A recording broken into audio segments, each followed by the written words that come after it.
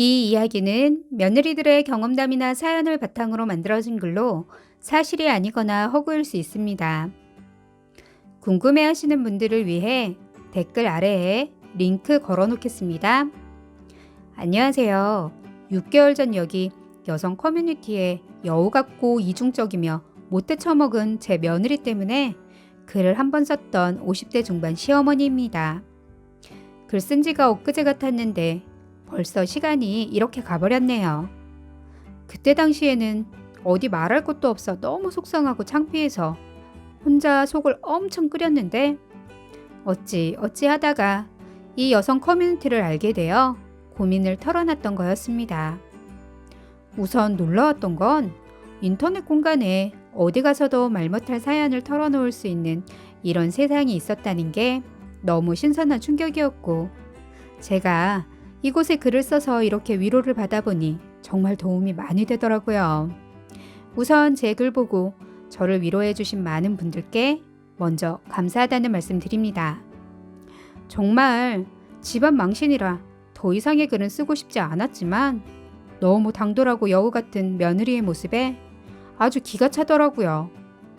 제 자식도 100% 제대로 된 가정교육을 시켰다 장담할 수는 없으나 그래도 우리 아들이 며느리만큼은 못돼 처먹지도 또 막대 먹지도 않았기에 다른 사람은 몰라도 제 며느리의 욕을 할 정도의 제 위치는 된다 생각하며 저도 막대 먹은 글을 한번 써보겠습니다.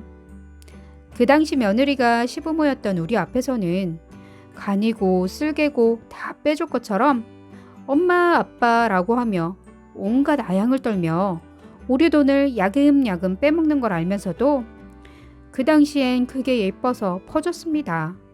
그런데 이 당돌한 것이 우리 두 노인네가 모르는 인터넷 공간이라든지 핸드폰 카톡으로는 시부모인 저희 험담에 입에 담지 못할 욕을 엄청 하고 있다는 것을 발견하고 제가 무진정 충격을 받았습니다.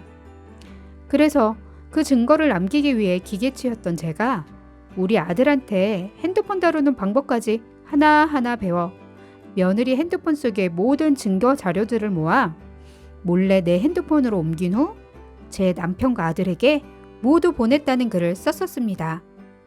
그 이후 또 다른 일이 시작된 건 다음 날 며느리가 아침부터 혼자서 저희 집을 찾아왔기에 무슨 말을 하나 싶어 문을 열어줬습니다.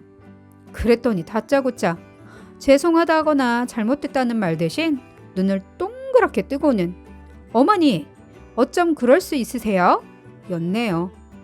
어떻게 며느리 핸드폰을 몰래 보냐 하면서 상식적으로 이해가 안 된다 하며 그건 범죄라고 합니다.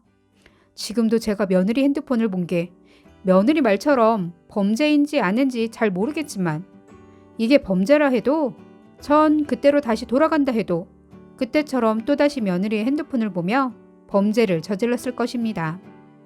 나 하나 잘못돼서 철장 들어가는 게 낫지 저런 사악한 며느리인 줄도 모르고 계속 집에 놔놨다면 아마 이 집안은 망조가 될 것이 분명하거든요. 예전에 돌아가신 저희 시어머니 말씀 중 여자가 잘못 들어오면 집안이 망한다라는 말을 하시기에 제가 엄청 서운했던 적이 있었습니다. 그때는 귀로만 듣고 서운함만 앞섰는데 제가 며느리 들이고 이렇게 직접 뼈저리게 겪어보니 이제야 내 시어머니가 하셨던 예전의 그 말이 가슴 깊이 파고들어 교훈이 되었습니다. 솔직히 며느리가 우리 집에 들어오자마자 죄송하다, 잘못했다, 용서해달라 이런 말 할 줄 알았습니다. 그런데 뻔뻔하게 어쩜 그럴 수 있으세요? 라니요. 저 역시 며느리에게 되묻고 싶은 말이 있었기에 넌 어쩜 그럴 수가 있니? 왜 그랬니? 하고 물어보니 한다는 말이 요즘 젊은 며느리들은 인터넷상에 시댁 욕도 하고 험담도 하고 또 본인처럼 하고 싶은 말과 없는 말까지 지어내서 이렇게 어울려 스트레스를 푼다고 하더라고요. 그러니 시어머니인 제가 요즘 트렌드를 이해해 주시고 오빠를 설득시켜달라고 하더라고요.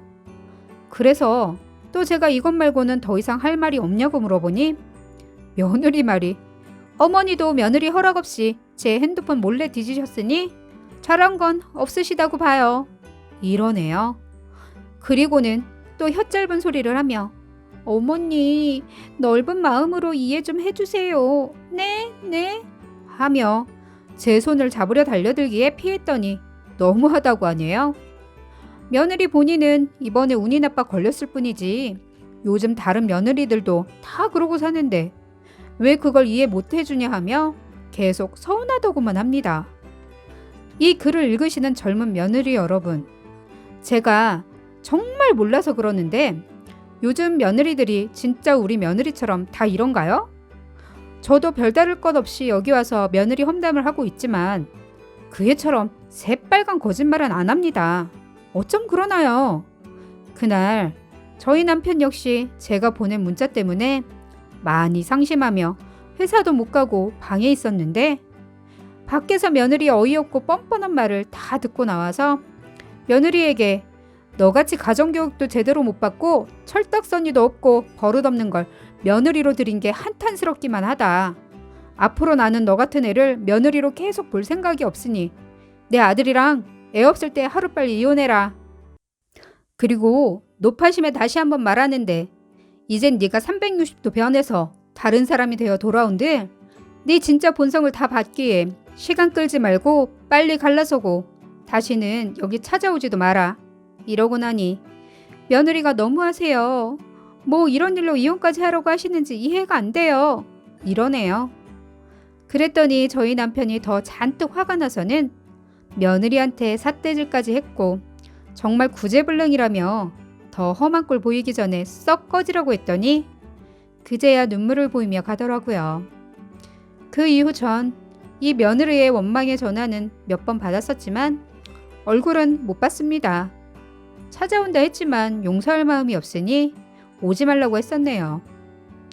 그날 저녁 바로 아들 불러놓고 시부모를 이리 우습게 알고 앞과 뒤가 다르게 이중적으로 행동하는 여자랑 애까지 낳고 살 수 있겠냐고 물어보니 아무 말도 없이 한참을 앉아있더니 시간을 달라고 하더라고요. 그래서 단 한 번밖에 없는 인생이니 잘 생각해보고 잘 판단해서 결정하라고 했습니다. 우리는 당연 아들이 선택한 삶을 따르겠지만 그 아이랑 끝까지 산다면 더 이상 자식으로서 얼굴 보고 살지 않겠다며 못을 박아줬습니다. 그 이후 아들은 며칠씩 저희 집에 머물다 본인 집에서 머물다를 반복하더니 결국 저희가 살고 있는 본가 집으로 짐 싸서 들어왔지만 왈가불가 어떻게 됐냐 물어보지 않았습니다. 지금 이 상황만으로도 충분히 힘들 걸 알기에 아들이 한 번씩 상황을 알려줄 때만 잠깐씩 궁금한 거 물어봤을 뿐 그냥 뒀었습니다.